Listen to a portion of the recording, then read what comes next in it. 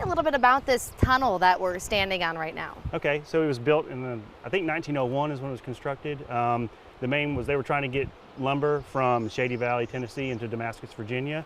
And so this was the one thing that was in their way, this rock formation. And so they went to blast it. When they blasted it, they didn't have enough in there. And so instead of blasting the whole rock out, they created a tunnel.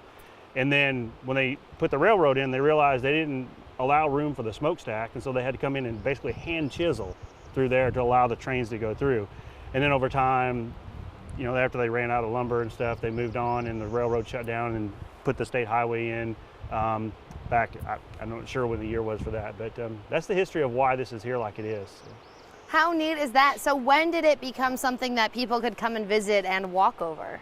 When the National Forest took ownership of this, of the whole Cherokee National Forest, these kind of unique formations like this, people just find those attractions, and eventually, whether it's a waterfall or something like this, people are going to go, and then you catch on that people are going there. So, try to make it something that's going to be at least an enjoyable experience, and then as safe as you can, knowing it is a great outdoors.